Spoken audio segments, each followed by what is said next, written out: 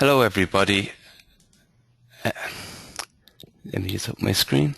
Hello everybody and welcome to today's webinar. Today I'm joined by Jonathan Wright of Hitachi Consulting, and he is going to be presenting a webinar on TestOps in the cloud. And at the end of this webinar we'll be heading across to Test Huddle, where we will be looking at your questions. So if you have any questions for Jonathan about any of the content that he's going through during the webinar, you can type them into his discussion that he's created on Test Huddle. And I'm just going to share the link with you now. And in your chat box you will see the link there that will bring you into his discussion. But alternatively, you can just click onto testhuddle.com and just click on the slider there. It'll bring you right into the discussion. So now I'm going to hand you over to Jonathan. Hello, Jonathan. Hi, Dara. Yeah. Hi, everyone. Okay, wonderful. Just going to start my slides. That's perfect. Okay. Can you see them okay? Yes, we can see that now. We're all set. Fantastic. All right, well, I'll make a start on it. Well, first of all, thanks again to EuroSTAR for this opportunity to speak again for the third year running. This time round, I've gone quite topical. Obviously, TestOps or DevOps is a massive talk point at the moment. So first of all, I'm going to kick off with a few disclaimers. The first disclaimer is that actually I'm doing this broadcast from Portland in Oregon. So yesterday I spent the day in Seattle at Microsoft HQ. Today I'm lucky enough to be spending the afternoon with one of my good friends, Ray Arell, who's the Director of Agile or now Emerging Tech, Innovation for Intel. So actually going over there this afternoon, which should be quite interesting. But if the slides are slightly laggy, I have to apologise. It's 6 a.m. over here, so it's quite early.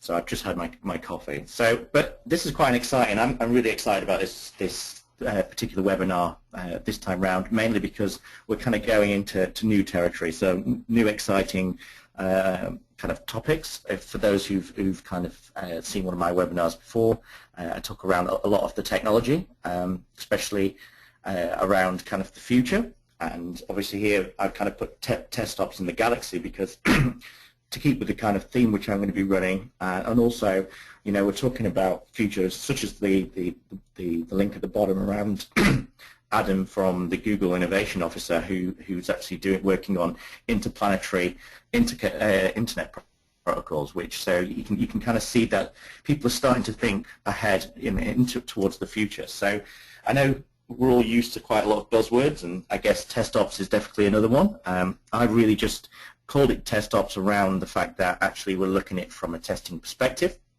but also some of the topics that I'll be covering, because I think the way you have to go through the kind of concepts that surround DevOps. So a lot around digital enterprise, which has been kind of my main focus for the past year, especially with Hitachi. And then kind of this new bimodal view of the world, which Gartner's kind of come in to say, actually, we're moving away from kind of CoreIT into this kind of FluidIT, so I'll be going through that. A lot around digital transformation, because it is a bit of a journey. It's not just a big bang. It's evolution, not revolution. You can't just go straight in and just be doing DevOps. You know, we're helping a lot of clients at the moment, and it's very iterative, small steps, and really kind of some of the models that need to support that, because I think it's definitely a change of thinking for most of us of how we're actually going to apply and how we're going to work in between of the development team and the operationals teams to add the actual real value and what those activities look like.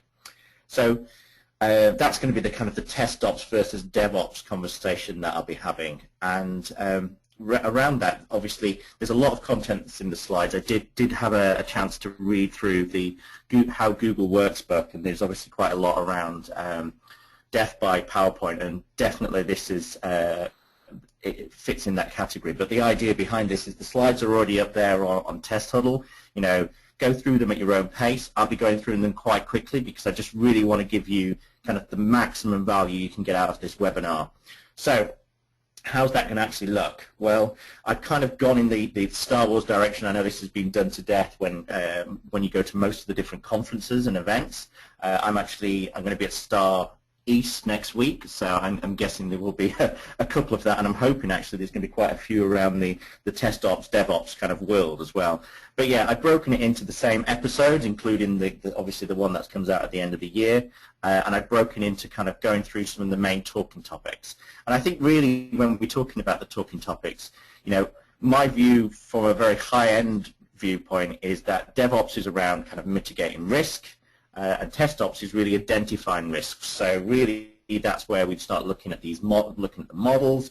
We're looking at how we do Agile. We're looking at how the solution, the software development lifecycle currently functions, how testing as a function is compared to testing as an activity, and some of those changes, what I talked about into the actual industry. Now, I was going to play this video, which actually goes through and actually does it, but I'll just make it available because I don't want everyone to be lagging out. But it's actually based on a bit of DevOps, TestOps, DevAnarchy. It's actually the actual plot for the upcoming movie. But I'm going to actually skip that. I'm going to go straight into the content. So I've only put one slide in to actually talk about Hitachi because actually it's really relevant in what we're actually talking about. And actually when we're talking about digital businesses or digital enterprises, we're really talking about that transformation and how we're dealing with projects in a new way. And to be honest, this is really close to my heart at the moment because the projects that I'm working on no longer my traditional kind of consultancy projects. They are nuclear power. They are trains as a service. We're talking about smart cities, Copenhagen Clean Cluster. There's some really interesting stuff going on. And actually, this has made me challenge and really is the basis for this entire slide pack is actually how to look at how I do what I do on a daily basis and how that changes when we're talking about things like nuclear power. So we're also talking about the future. I don't want to scare too many people off, and I know how Gartner and you've got lots of different other Forrester who love to kind of do the prediction stuff. I'm kind of giving you an idea of where it's going. Obviously, this is just my viewpoint, but part of what Gartner was talking about last year around bimodal, actually this is, to me, it's new opportunities, and I'm actually seeing this stuff on the ground at the moment. So some of the smart city stuff we're doing about, becoming carbon neutral, the app that we're doing for Copenhagen, which tells you, your most efficient route into work. I think this is how the world's going, and supposedly, smart cities and things like that are the biggest growth areas in the world, especially in upcoming locations like Africa, etc., etc.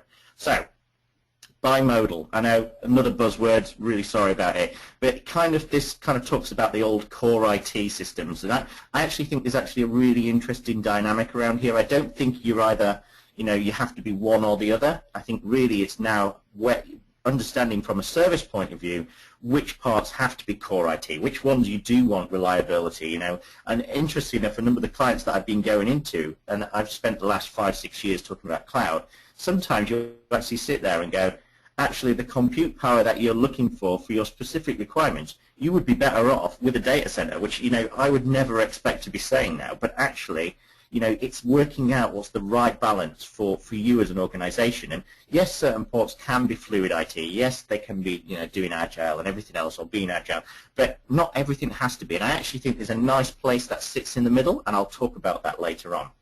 But also, I think, one of the problems with all these kind of things is you've got these, it's, another buzzword, and it's all about disruptors, and all these new technologies, artificial intelligence.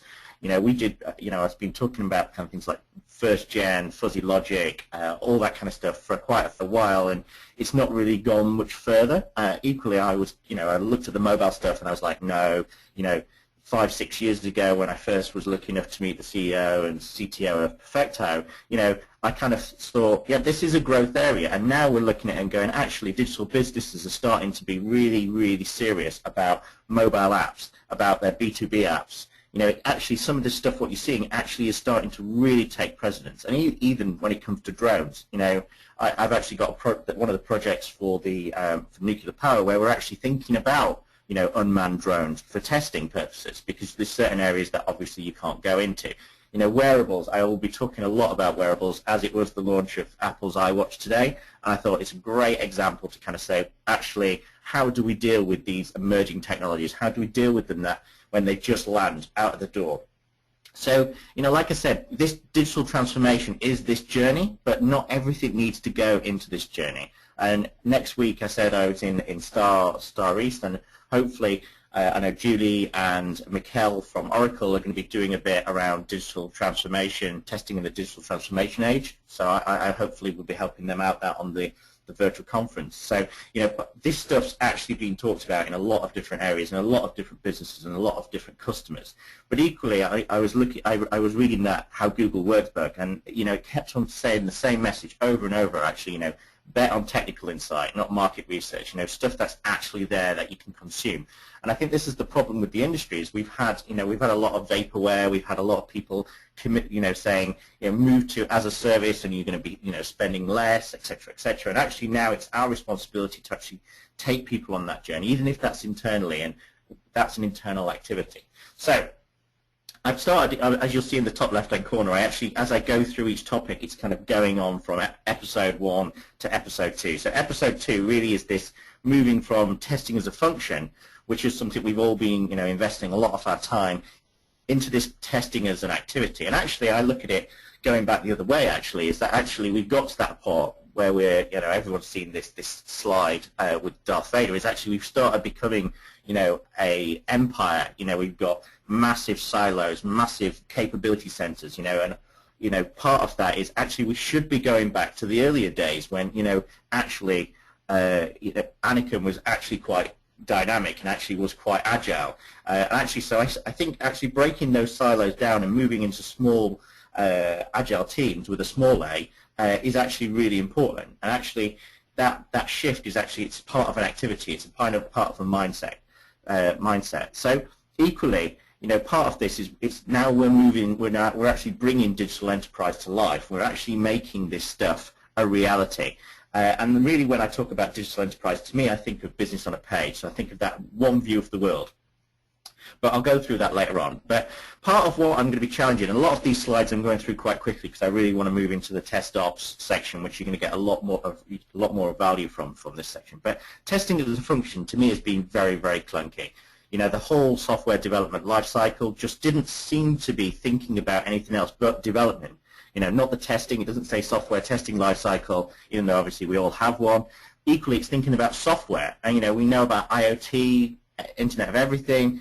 Part of that is actually, it's hardware now as well. So a lot of stuff that's coming up, obviously Paul Jarrah's talking a lot around, IoT this year, a lot of keynotes, which would be really interesting. And I was lucky enough to review his slides for the Expo QA, and part of that is now looking at the hardware layers, down at the network layer, what's actually happening. And this is where things like SV and service virtualization, network virtualization, and actually more hardware stuff actually comes into play. And I'm sure, when I go over to Intel today, and I talk to Ray again, some of the stuff they're doing around IoT is going to be, the predictions around that are humongous. But equally, I just don't feel like it really was focusing on the whole,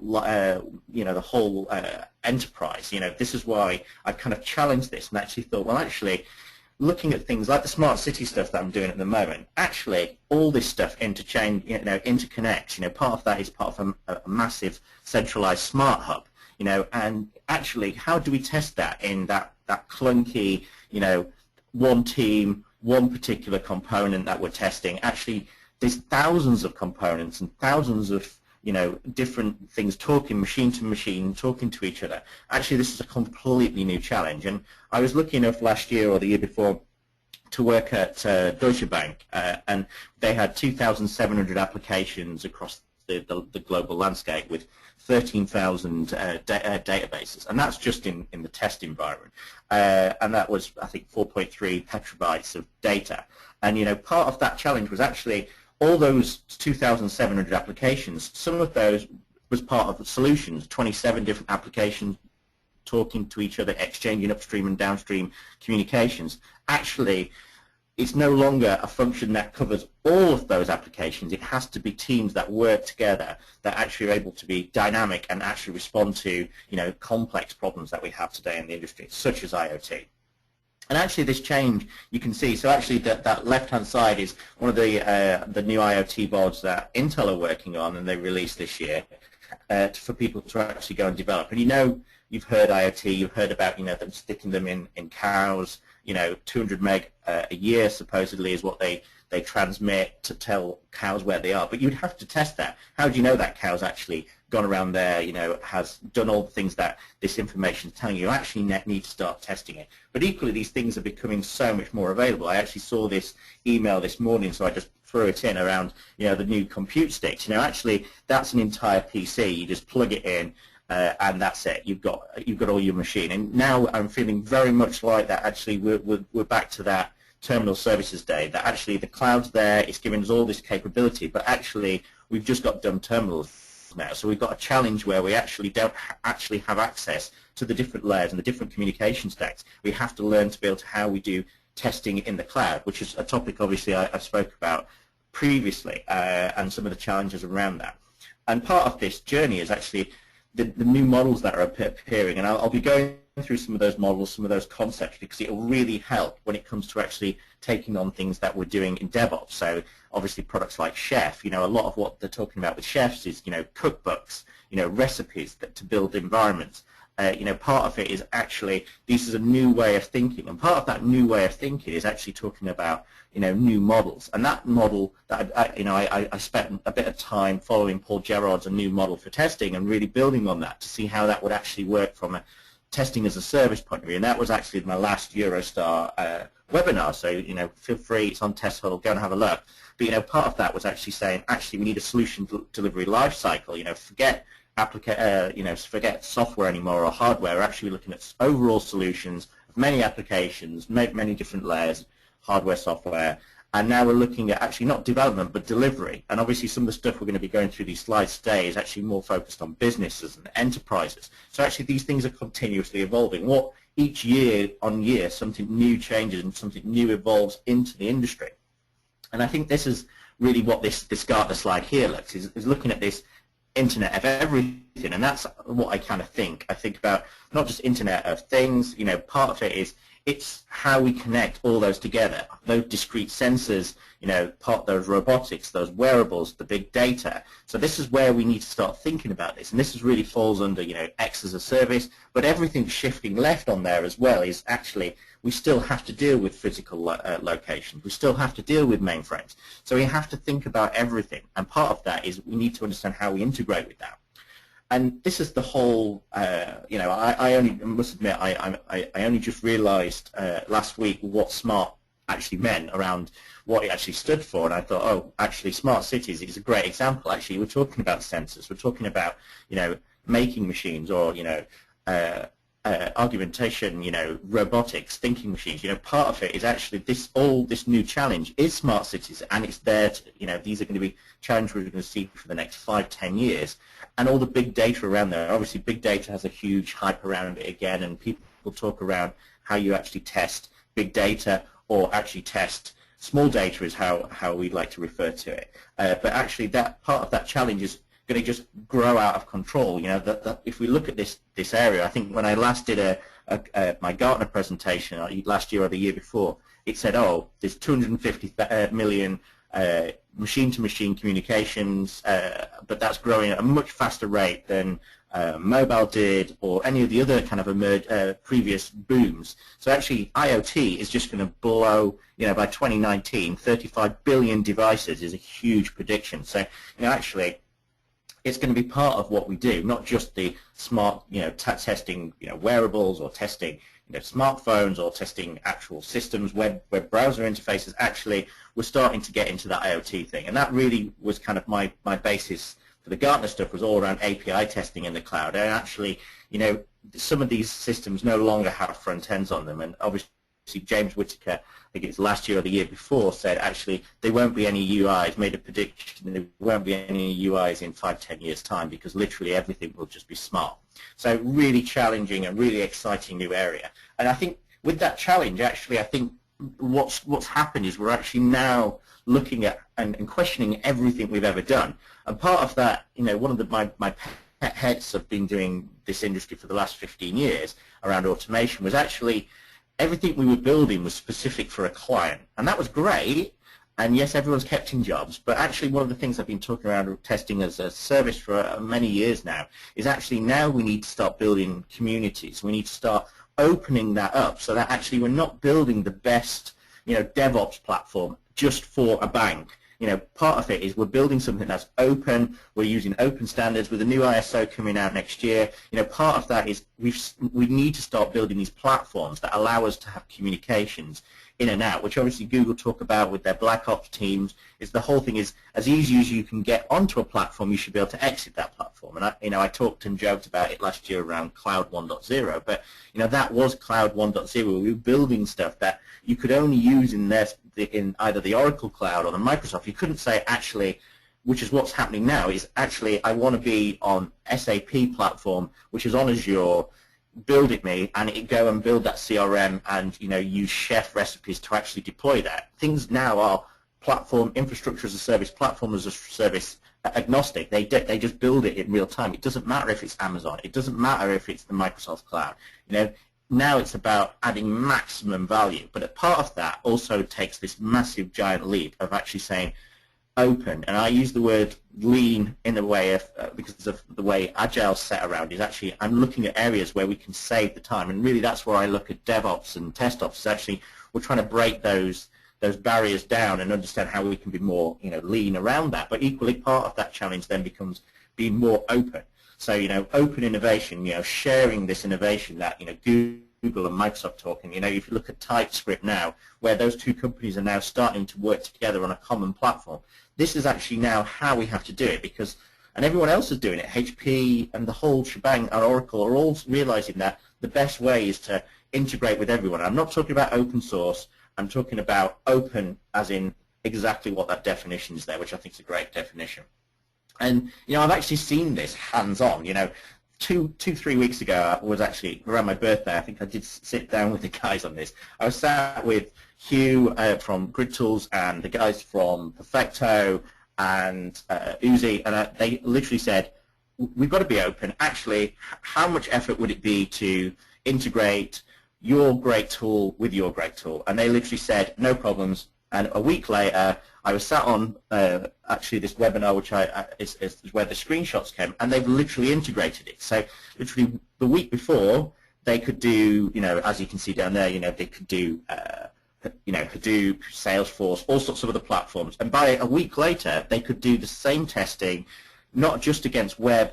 And then 2 weeks before that, they then did API and allowed, to do web service testing. Actually, a week later, they could actually use real mobile devices in the cloud. And this just blows me away. Is companies now are working together to say, actually, it's the end-to-end solution.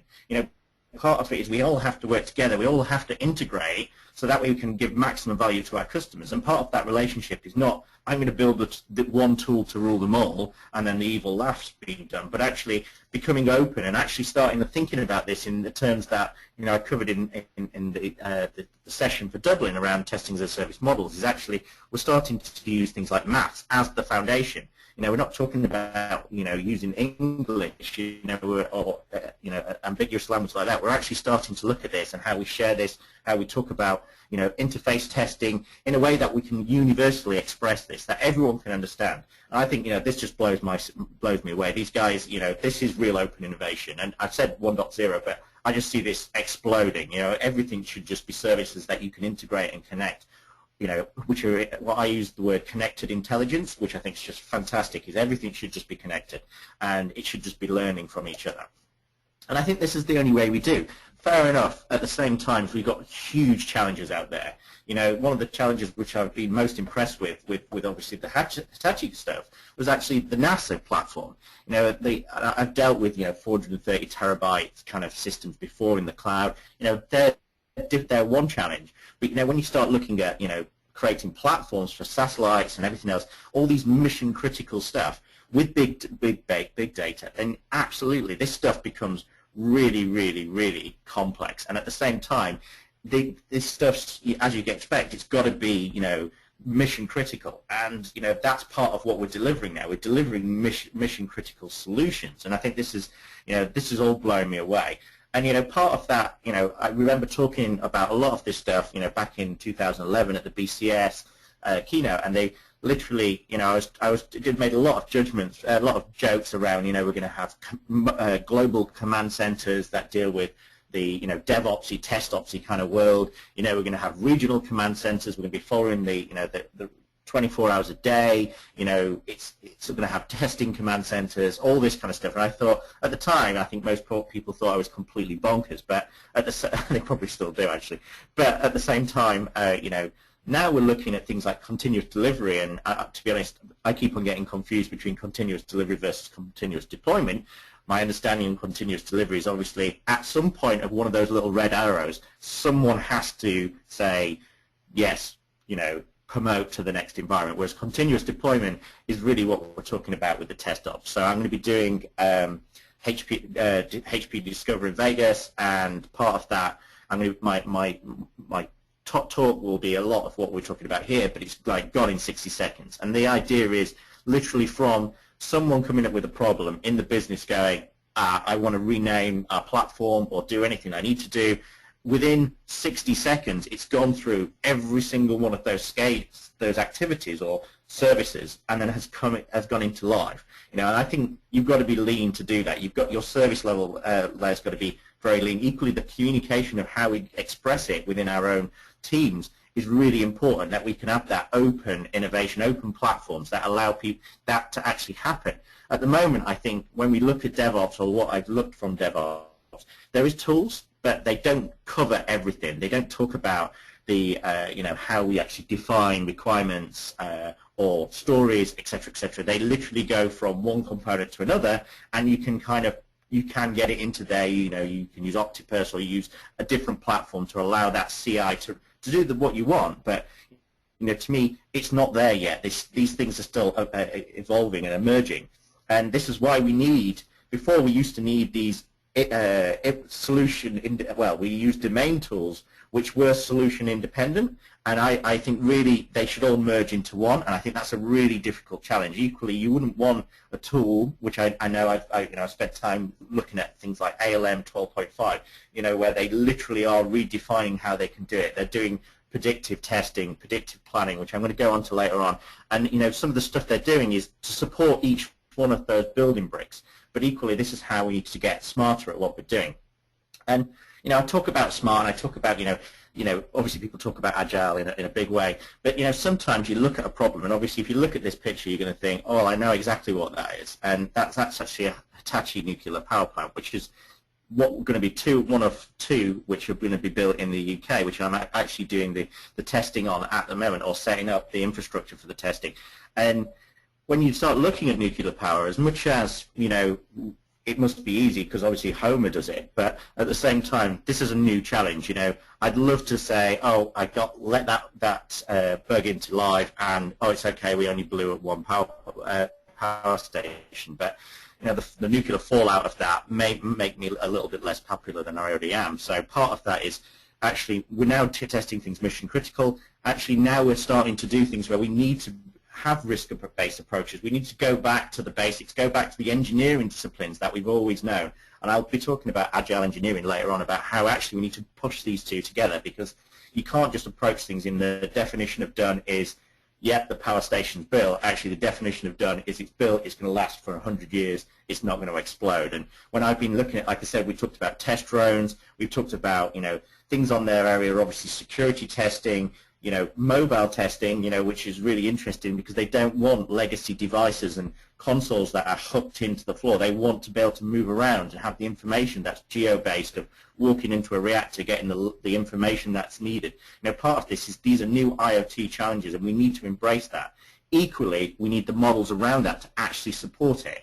I think this is where we start getting the challenge in, and this is where we need to understand the entire flow from, business on a page, which is where I kind of define the whole enterprise, enterprise models of digital enterprise, all the way down to actually what is the definition of done, what's the acceptance criteria around that. So I'm going to quickly go through model-based design, but I just wanted to touch the actual concepts.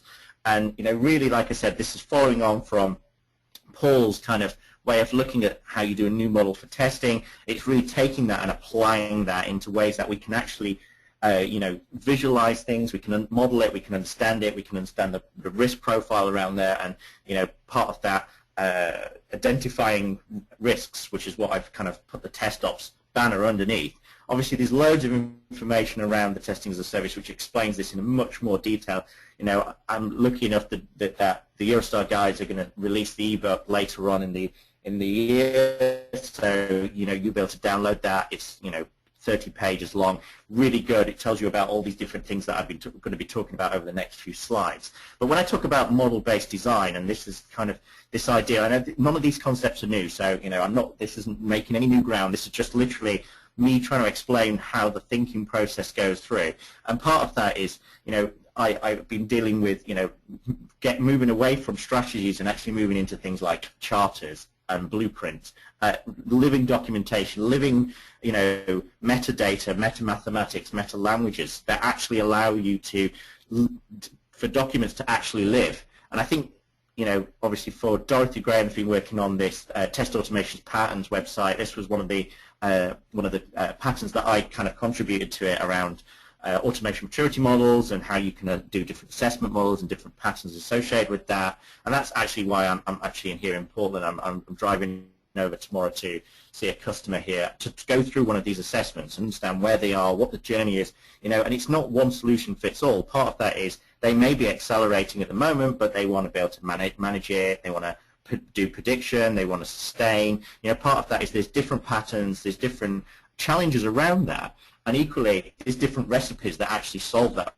problem. And last year I worked on a book. It was my second book that I published, and this was on UFT 12, so all the stuff that's come through with the API testing, more the service layer stuff. And actually, part of the title was exactly what we're going to be talking about later on, which is actually, it was a cookbook. Part of it is it had recipes.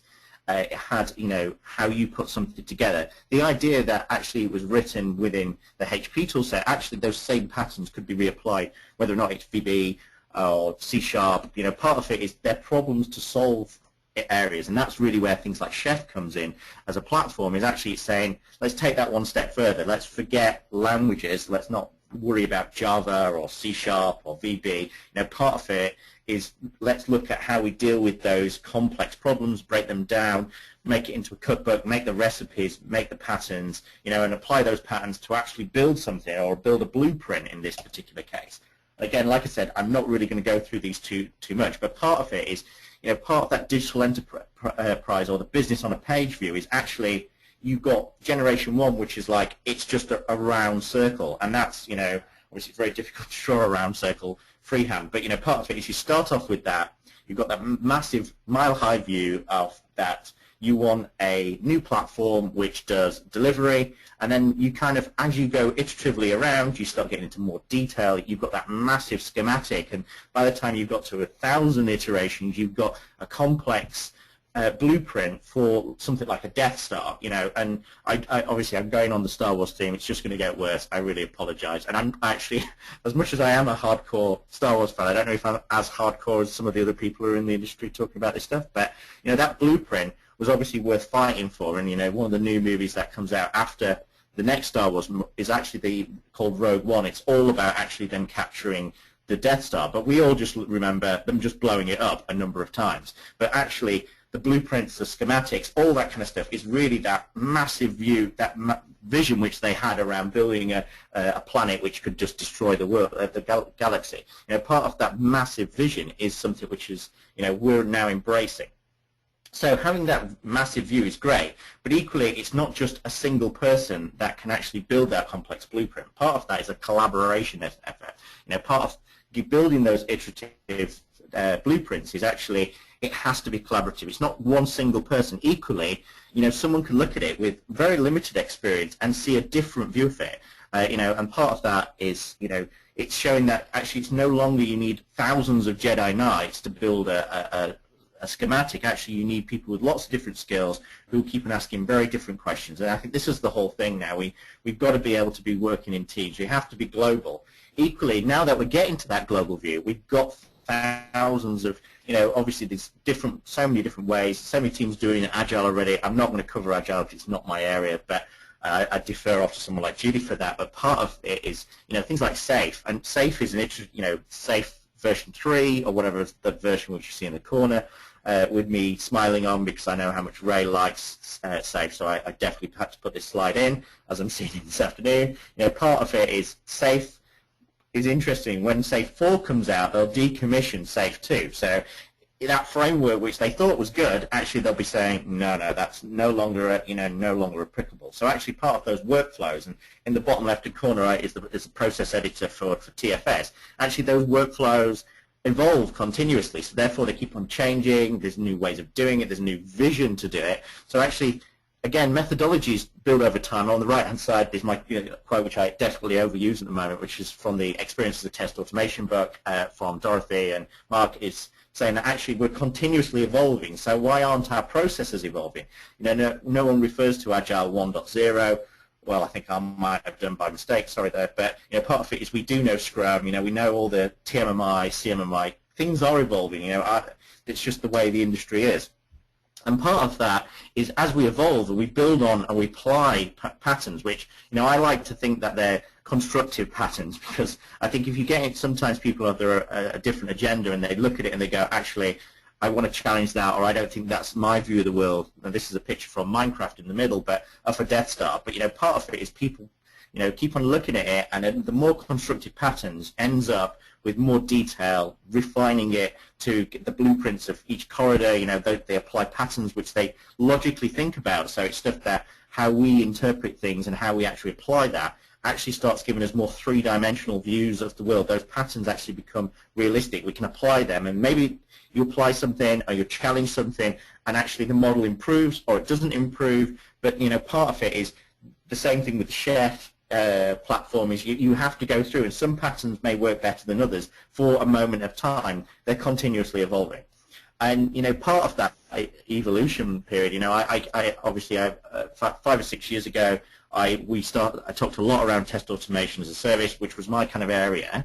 But part back then, which was 2010, we were talking about creating things that are service-oriented architecture, the idea that you could decouple them. So if something better came along, a new scheduler, a new way of reporting, a new way of monitoring, you just slot it in. And interesting enough, decoupling is one of the assets that we'll go through later on. Part of this service-orientated view is that actually patterns need to be applicable and swappable as they evolve over time. Equally, those recipes get better. The pattern will be made up of a number of recipes that you're following. Very much, I'm not going to use the word given, when, then, when, then, but, or whatever they use that format to describe stuff. But part of those patterns is actually the logical structure of how you go through. In this case, destroy the first Death Star. That was supposedly the recipe they would use to actually go and destroy it. Part of it is that's very great, but behind that is a lot of patterns that each one of those, fighter pilots bring to it, X-Wing pilots. Part of it is it's not as simple as just following a recipe. And I think that's the whole DevOps challenge. It's great, but we know why operations is such a challenging area anyway. You have to be quite reactive. You have to understand how to, fix something on the fly. If that then this recipes, which I've talked about for quite a lot of time, really build on that. Actually, it's all about again, that open integration, open innovation, where you can actually talk between one platform or another. It's no longer just deploying a Microsoft solution. It can be with Microsoft, with Oracle, Azure with Oracle as a database, but SAP as the actual platform. Part of it now is that we're having to understand how those recipes integrate with each other. It's not about the overall last step, which is it's gone into production, or that great shot that was 1 in a million. Part of it is all the stuff that's happened beforehand. I think this is where we need to start focusing on. Equally, like I said, none of this stuff's new. I looked at it the other day and I was like, oh, we were talking about this 5 years ago. We were talking about, understanding what was, creating a recipe for a particular client in a particular application for a particular market in a particular language, which is on a trigger event. When a particular event happens in the recipe or the pattern, is that this then goes through and actually tests it against a certain, configuration. Part of this is we've been talking about this for a long time. We just now need to pull it all together, and it's not just one person to do all this. This is now a team or a enterprise collaboration where we've all got to work together on little bits, discrete components that allow us to go that end-to-end journey, which we've all been talking about and dreaming about, which is DevOps, TestOps. And this is what I mean. This journey is actually together. Part of it, and Hitachi have their own H-Fusion thing, which is based on define, design, develop, deploy, deliver. Those kind of different stages. But actually, people always forget what's happened before. They always look at, actually, the deliver component of him shooting into an exhaust port, which was obviously a bad idea when someone was building the blueprint, but they also thought it was a good idea because obviously they needed to get rid of the gas or whatever it was. Part of it is all the stuff that happened beforehand, is how they actually got how the actual Death Star was created. The blueprints around there, which you see on the left-hand side. Actually how you look through the Star Wars figure, that's where they put it into R2-D2, the blueprint, to store them in there. Part of it is actually why they ended up with an entire movie about what happened on that left-hand side, not just where we started seeing it in 1977, which was Luke Skywalker using the Force, blowing up the Death Star. Actually, we're talking about the patterns, the recipes, the iterations before, the original concept. Actually, now we've got to deal with that entire end-to-end solution. Equally, it's not one size fits all. It isn't. It's got to be Agile. It's got to be FluidIT, or you've got to move away from CoreIT. We don't want data centers. We don't want all that kind of stuff. Now, actually, we've got to sit somewhere in the middle. We've got to talk about open innovation. We've got to think about Tomorrowland. I don't want to advertise so many movies in one film, but part of that is actually looking to the future and saying, what's next? What's happening in 6 months' time? What technology is going to be available in 6 months' time? What's going to be happening in 12 months' time, 3 years' time? What's that? What does that look like? Well, what happens when this stuff gets decommissioned in 2020? What solution is going to replace that? When do we start on that solution? So suddenly that model that we've started trying to think about, and historically we just think about stuff that's in the past, but a model has to continuously evolve. Equally, those models may be in different stages. We might be talking about future states. We might be talking about testing something like the iWatch, which only got released today in the UK, or officially did. But part of that is actually there is different stages. This is where I kind of start looking around this model-driven delivery. Is actually there is different stages. You could have the beautiful view at the top where obviously people talk a lot around DDD. I'm not going to go into that, but part of it. And this was a slide taken from my Gartner presentation, which is at the bottom. Part of that was if the system exists, and I'm not going to use the word legacy, but let's just call it CoreIT for the time being. We know that. This obviously, from my view, in the old days, the old UI testing, which was a bit of a whatever it was. But part of it is we knew that it was just metadata and meta language and communication, messaging layers. We knew it was service layers. We knew it was databases, app servers, rules engines, data warehouses, big data. Part of it is we understood it was all that view. And what we could do is, if that system existed, and we were just literally building, let's go back into the TestOps world, but, we're releasing something new iteratively. We're changing the font on the front end or doing something really exciting. Part of it is we test that end-to-end platform, but the platform exists. So actually we can go in and we can connect to the API between the database and the middleware system. We can go into the app server and do reverse proxy, which is all the stuff that I seem to be spending all my time on. I don't ever seem to be looking at that front end. I feel like I'm in the matrix where I'm actually just seeing ones or zeros and building up an application in my brain that I never actually see a front end, or I actually don't really focus on the front end anymore. I'm actually more interested about the business rules, and actually are those business rules correct? How do you trace them back to actual requirements? And that shift left, which we've been talking about, actually then moves us into this test-first delivery world, which I kind of put with my chapter in the test automation book.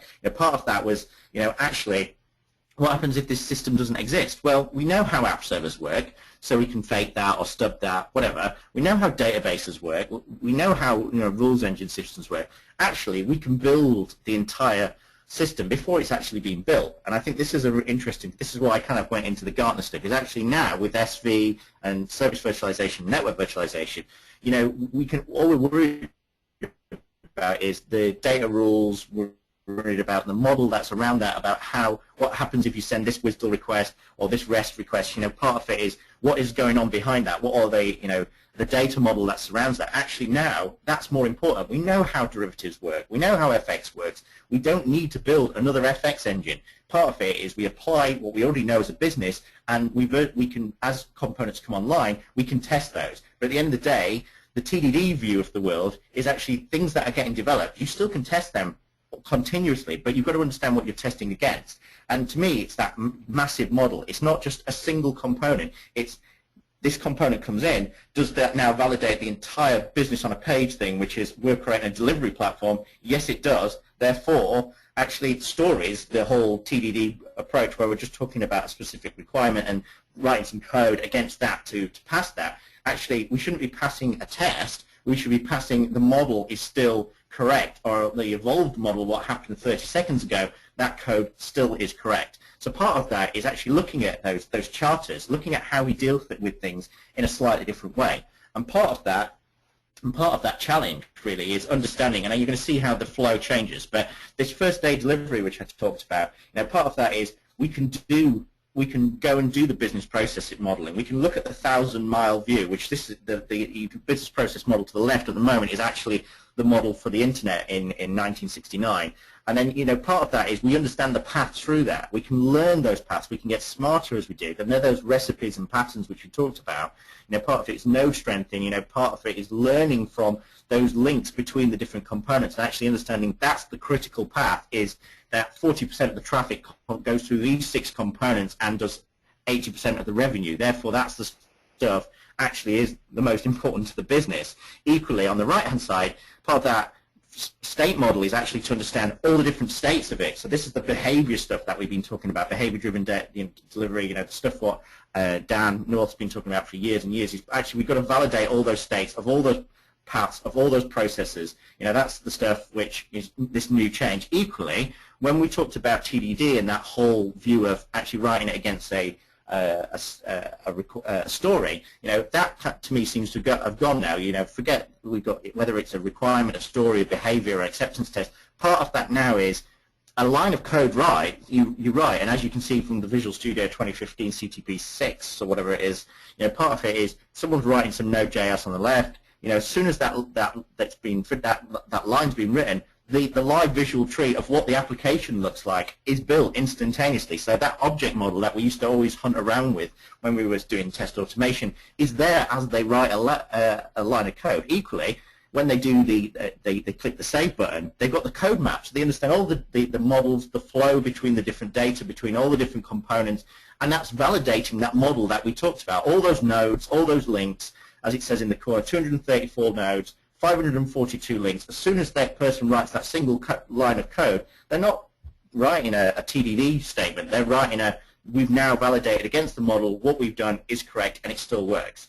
So actually that change has moved, and I think this is the exciting area around it. Equally, we still have to understand what we're doing from a legacy testing point of view. I'm not going to use the legacy, but the CoreIT point of view is if I go in and I've got to test a system that exists, I need to understand the node discovery. I need to go off and look for all the servers, look for all the the database servers, look for the tables, look for where the data's flowing, model that, and then apply what I already know, the epistemic, systemic entropy, the systems thinking, the system dynamics, all that kind of stuff, the domain languages around that. Part of it is I'm learning to apply models to understand the system. Equally, once I've done that, I actually then need to validate those are correct with the business, or if they're correct, is that exactly what they expected? Because a system doesn't have to be working correctly, because that's the whole reason why we all got jobs. So part of it is we're validating that model, and part of these models allow us to actually visualize and analyze and optimize really complex systems. These are all slides from the Hitachi stuff.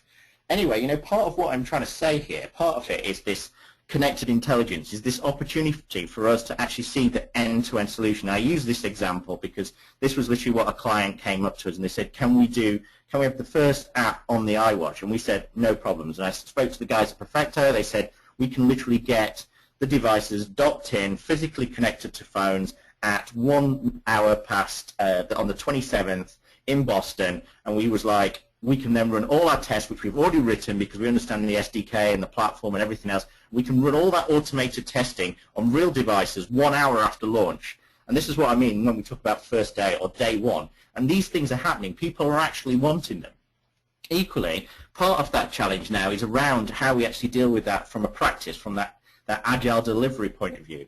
And it's changing. You know, the world's continuously changing, and we have to deal with that. We have to deal with, you know, things like crowd testing and enterprise collaboration. And part of that is, yes, you might be able to go and dock it, and you might be able to get the devices, but what happens if you can't? And part of that now is actually we can go to the crowd, we can actually spin up environments, we can spin up virtual environments to access to the actual physical devices. We can actually do the testing in the wild. We can walk around like I did yesterday at the Microsoft HQ, you know, with the actual smart, you know, the Microsoft Band, and test it in the wild. Equally, that picture in the photo is from one of my friends who's just received his device, and you know, he can start crowd testing on that. He can start registering onto something like Testbirds and start doing UI, exploratory, you know, add the value straight away. So, you know, part of that challenge is actually we're now moving away from the old traditional agile methodologies, which, you know, people like Tom Gibb have been talking about since 1957, that actually we can start moving into forgetting about sprints, you know, and how long sprints are and daily scrums and all that kind of stuff, which is great. I'm not saying we don't do that,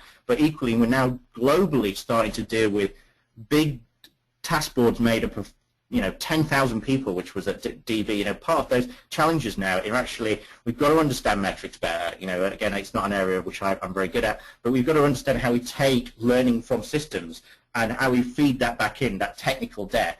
And, you know, part of that is, to me, the Agile, again, this is not an area for me to talk about really, so, but, you know, I look at it as the kind of the move from this, you know, the empire area where we're all, the globe are all doing Agile, and, you know, we've got all these great practitioners and coaches talking about Agile, you know, being Agile and all that kind of good stuff.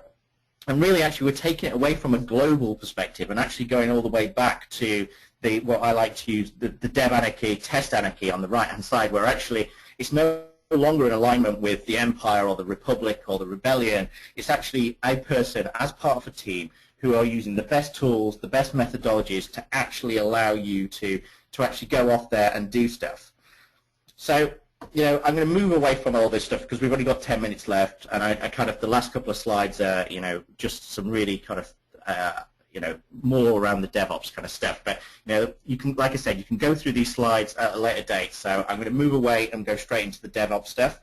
And part of that is actually moving into this Agile engineering. So this is actually the new stuff around, you know, just how we're actually still doing this for real engineering products in Europe, et cetera, et cetera. So let's go into the TestOps area. So I saw this morning, and I thought, actually, I better take this quote in here. But, you know, part of it is the way that we're looking at DevOps is actually saying how it allows development, testing, and operations all to work together.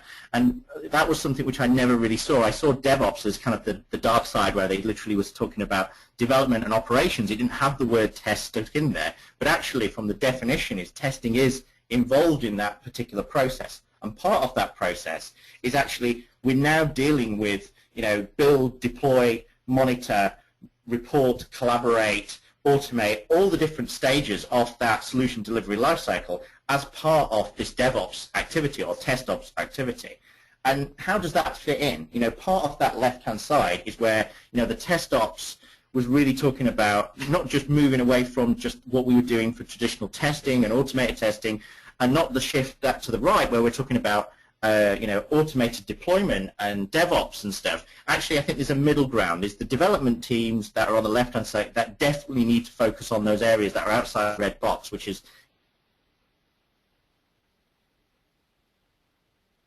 see them doing that. They might do, you know, I'm not saying they don't. Equally on the ops side of things, you've got the ops insight managers, you've got the infrastructure as code, you've got all that stuff going on, which I think, again, is out of our remit. But where we sit in this middle, we should be definitely thinking about continuous building integration. We should be thinking about monitoring. We should be thinking about extending QA over to ops. We should be thinking about the agile engineering, the modeling opportunities within operations for things like chefs, patterns, and recipes, and equally modeling within testing area. So we're used to this left-hand side, which I think we've always been quite slick at, the whole, you know, provisioning environments, deploying tests, doing the testing, test results, and we've got to kind of embrace and feed back in from the actual live stuff that's going on, the monitoring, the provisioning, those new platforms like CoreIT, which allow us to actually do that, powered by, it could be any of the platforms, but you could be talking about Jenkins. Part of it is there's now like I said, there's no one tool to rule them all. Part of that is we have to support across that continuous assessment. We have to deal with the planning concept all the way through to it becoming production. And part of it is using those open source tools like Git, and using, like I said, the different tools that go across that. And also, obviously, in this case, I've taken it from the HP slide, which I looked at 2 days ago. But part of that is, there is new tools that are coming through. Equally, these tools are starting to fit into logical areas, but at the end of the day, that connected intelligence means they need to be connected with each other from an end-to-end perspective. And part of that now is moving into this area where we're talking about test ops, and we're talking about, predictive ALM, the system's thinking and knowing before we actually go in there. We're talking about predictive analysis, the ability to understand what the effect of that defect is going to be, how it's going to impact the velocity. Predictive testing, understanding, which tests to run now based on the code changes, based on the lines of code. Predictive builds, understanding whether or not that build's going to actually, has an X% chance of failing it, the release, what the health of it is. And, I kind of like the idea of this kind of quality gate. Part of where we add value as testers is at each stage along here is we're coming in and giving them that confidence level. At level 1, we're kind of saying, based on the models and the analysis that you've done, we're 40% positive, confident that this is going to be okay. By the time we've tested it, whether it be integration, UAT performance, we get higher and higher confidence. Equally, from each one of those, we're putting recommendations at the back of it. So once we've done the test automation, it might say, we need to do another 10% automation to allow you to actually go off and get 20% more coverage. Equally, part of it is we're going to start seeing these tools. We're going to see tools which are going to start be agnostic, which allow you to use Amazon or Azure. It doesn't care what the providers are anymore. It cares about the stuff on the right-hand side, which is, the chef stuff, the recipes, the nodes, all the stuff that we've been talking about, the cookbooks. Part of that is this is the new era of how we've got to understand the design, how it's defined, how it's architectured, how the app server talks to the database server, how many CPUs, how it deploys that, how it goes from dev to test to staging to production. We're going to start using these tools where we're actually going through and we're validating whether or not that fails or passes, as you see in the center. Equally, we're going to be kind of these ambassadors of the release process where we see the build coming through, we decide to promote it, we decide to reject it based on our QA and insight. Part of that challenge now is that we're going to be using these tools to allow us to do the release, but also to manage that and manage that risk and identify that risk, which is what we kind of said. And part of that is, from metrics, it's from understanding these new platforms, it's about understanding what's happening in the wild, whether or not it's, seeing what's actually going on there. And I think this is where extending test ops into testing into operations and into the live is actually really important. We're seeing defects happen as they do in real time as the person sat on the bench using the iPhone. Equally, we've got to be completely aware of this end-to-end solution where we're looking at, the gone in 60 seconds thing, where we literally make a change to code, click save, and within save, it already has tested it. It's already worked out what's going wrong with it. It understands the checking. It understands the commit. It understands the impact on build. It does all the testing in the cloud. It then does the deploy. It then does the release. And then within 60 seconds, you see the application on different watches, on wearables, on a mobile, on any kind of application. And this is this gone in 60 seconds view of the world, which I really think is a really powerful and exciting message. Anyway, I'm really sorry for skipping through those ones at the end, but part of it was, I know people's time's precious, this 60-minute area there. I really wanted to kind of go in a bit more depth, but at the same time, those slides are there. You can have a look at them. I'm going to be trying to go into a bit more detail with these going forward. So, I'd like to thank everyone for their time and hand back over to Dara, only a minute late, so apologies there. Thank you very much, Jonathan, for that presentation. I'm just going to open up my slides here again now. Let's go through one or two little things before we head across to Test Huddle. And the first thing I just want to mention as well here is that we have another webinar taking place next month, and this webinar is with Shmuel Gershon of Intel in Israel, and he'll be presenting software, well, it's complicated. And Shmuel was a keynote speaker last year at the EuroSTAR conference, and he'll also be presenting again at this year's conference in Maastricht, so this is a great opportunity for you to come along and get a little taste for the sort of things that Shmuel is an expert in. Right now, you can avail of our super early bird discount. If you visit the EuroSTAR website, you'll see there lots of different amazing discounts, and you can save up to 430 euros. And you can make even bigger savings as well when you register a group. And if you go to our website, you will find out more about that. And here's another thing as well that we've just launched today. It's a new conference that we are launching here called Mobile Deep Dive, and it's focusing all on mobile presentations. So we have a lot of different we've 3 different keynotes, a number of different sessions throughout the day, and it's a one-day event. And right now you'll get a 50% discount on your deep dive ticket if you're attending the full EuroSTAR conference. So if you visit our website as well, you'll find out more about this event, so it's well worth a look. So now I'm going to share with you one last time as well the link that will bring you into the discussion. And you should see it here in your chat box there. There's a link that will bring you in. I want to thank Jonathan for taking the time out again for this presentation. And he has an ebook coming out later in the year. So you'll have to stay tuned for that.